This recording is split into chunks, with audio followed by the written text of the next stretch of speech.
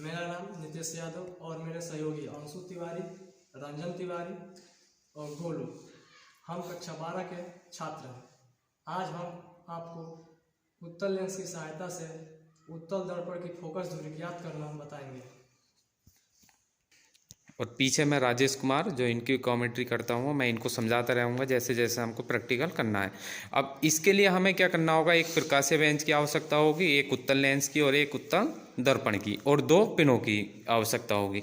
अब देखिए हमारे पास क्या है, एक प्रकाशीय बेंच है, एक ये उत्तल दर्पण है, ये उत्तल लेंस है और ये एक वस्तु पिन है। अब इस वस्तु पिन और उत्तल लेंस और उत्तल दर्पण को इस प्रकार हमें सेट करना है कि अब सबसे पहले हम क्या करेंगे, इस उत्तल दर्पण को हम प्रकाशीय बेंच के मध्य में स्थित कर लेते हैं। अब इससे 10 सेमी की आगे की दूरी पर एक उत्तल लेंस लेंगे। अब इस उत्तल लेंस का हमें वस्तु पिन, ये हमारे पास क्या है, एक वस्तु पिन है, इसको आगे पीछे इस प्रकार खिसकाना है हमें कि इसका वास्तविक और उल्टा प्रतिबिंब इस लेंस में बनना चाहिए। इस वाली प्रकाश की किरणें इससे परावर्तित होकर जो आएंगी वो इस पर उल्टा प्रतिबिंब बनाती हैं। तो वह प्रतिबिंब हमें उल्टा इसका बनाना है कि कैसे, इस पिन को आगे पीछे हमें खिसकाना है। अब ये लड़के देखो इसको खिसकाएंगे, आगे पीछे इसका प्रतिबिंब बनाएंगे। हाँ बनाइए आप लोग, खिसकाओ इसको आगे पीछे। अब देखो प्रतिबिंब बनाओ इसका सही से। देखो सही से बनाओ, देखो बनाइए प्रतिबिंब, बढ़िया करके बनना चाहिए बिल्कुल।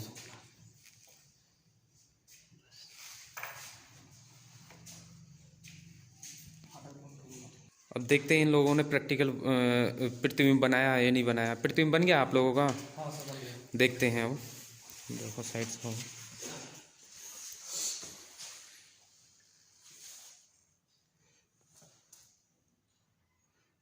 ये जूम करके देखते हैं इसको थोड़ा। हाँ देखो अब ये प्रतिबिंब बन गया है, यानी कि अब इस प्रतिबिंब की विशेषता होती है, यदि हम एक आँख को बंद करके अगर हिलाएंगे अपनी आँख को तो दोनों पिनें क्या होंगी, ये साथ चलती हैं। ठीक है ना, देखो ये बिल्कुल पिनें साथ चल रही हैं हमारे पास, इसका मतलब हमारा प्रतिबिंब क्या है, रिमूव हो गया है, प्रतिबिंब ठीक बन गया। अब करो देखो, अब इसकी हम रीडिंग लेते हैं। ये हमारे पास टेबल है, टेबल में क्या है हमारे पास, वस्तु पिन की स्थिति है, फिर उत्तल लेंस की स्थिति है, फिर उत्तल दर्पण की स्थिति है और प्रतिबिंब की स्थिति है। तो हमारे पास ये क्या है, ये वस्तु पिन है, तो वस्तु पिन की स्थिति देखेंगे। देखो इस वस्तु पिन की स्थिति कितने पे है, लगभग 16 पे है। ये कितनी है, 16 सेमी लिखो यहाँ पे। फिर हमारे पास क्या है, उत्तल लेंस की स्थिति, तो उत्तल लेंस ये है हमारे पास। उत्तल लेंस की स्थिति देखेंगे हम आ गए 30 सेमी लिखो। फिर है उत्तल दर्पण, उत्तल दर्पण है हमारे पास है 40 सेमी पे, लिखो 40 सेमी। ठीक है ना, अब ये हो गया हमारे पास। अब करना क्या है हमें, इसके बाद हमें ये जो उत्तल दर्पण है इसको हम यहाँ से रिमूव करेंगे। ठीक, इसको रिमूव करने के बाद क्या करना, हमें एक प्रतिबिंब पिन रखेंगे इसके स्थान पे, एक प्रतिबिंब पिन रखो। अब इस प्रतिबिंब पिन का हमें इस प्रकार देखना है कि उधर इसका क्या होना चाहिए, उल्टा प्रतिबिंब बनना चाहिए।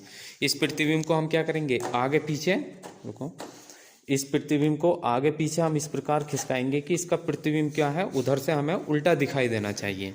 ठीक है ना, करो देखो बनाओ इसका प्रतिबिंब आगे पीछे। अब एक विशेष ध्यान रखना है हमको, नहीं तो हमें उत्तल लेंस हटाना है और ना ही वस्तु पिन हटानी है। इन दोनों पिनों को बिल्कुल ऐसे के ऐसे रखे देना। सिर्फ हमें क्या करना है, प्रतिबिंब पिन को हिलाना झुलाना है। इसी को हिला झुला के हम क्या करना है, इसका वास्तविक प्रतिबिंब हमें बनाना है।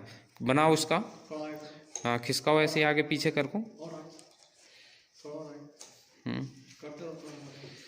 उधर से देखो नितेश यादव देख रहे हैं और अंशु तिवारी प्रतिबिंब बनाने की कोशिश में लगे हुए हैं, ये दोनों लोग। हाँ बनाओ। अब देखो इन लोगों ने प्रतिबिंब बनाया है, आगे पीछे खिसका के देखते हैं प्रतिबिंब सही बना है या नहीं बना है। एक इसके पीछे सफ़ेद पेपर लगाओ, पिन के पीछे लगाओ इसको, ऐसे उसको ही लगाओ उसको। हाँ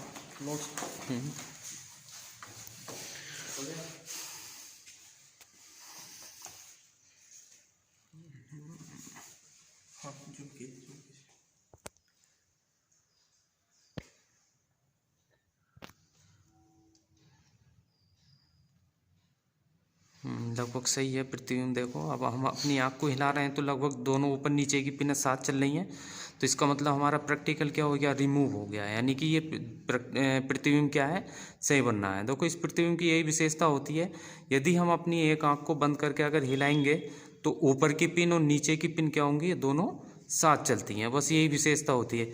अब इसको हम अपनी नोटबुक यानी कि टेबल पर लिख लेते हैं और इसकी रीडिंग देखते हैं कितने पर है ये। देखते हैं कितने पर है ये, लगभग 81.5 ले लेते हैं। चलो लिखो यहाँ को प्रतिबिंब पिन, लिखो 81.5। कितना हो गया, 81.5 हो गया है ना। अब मान निकालते हैं। देखो यहाँ पर निकालो LC का मान, A माइनस सी, A का मान A माइनस सी करो, हाँ हाँ, यानी कि बड़े में से छोटा घटा देना, हमें माइनस में नहीं आना चाहिए। 30 बराबर का चिन्ह है, सॉरी ऐसे को घटाओ कितना आएगा, 0.5 और 30 49 होगा, 49.5। ठीक।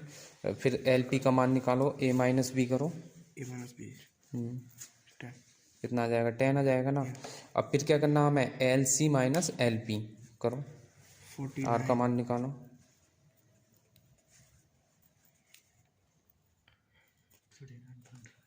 5। ठीक। अब हमें ये हमारे पास क्या आ गई, इस जो हमारे पास जो दर्पण था उसकी वक्रता त्रिज्या आ गई। कितनी आएगी वक्रता त्रिज्या, 39.5। ठीक। अब हमें क्या निकालना है, इसकी फोकस दूरी निकालनी है। निकालो फोकस दूरी का सूत्र, लिखो कितना होता है,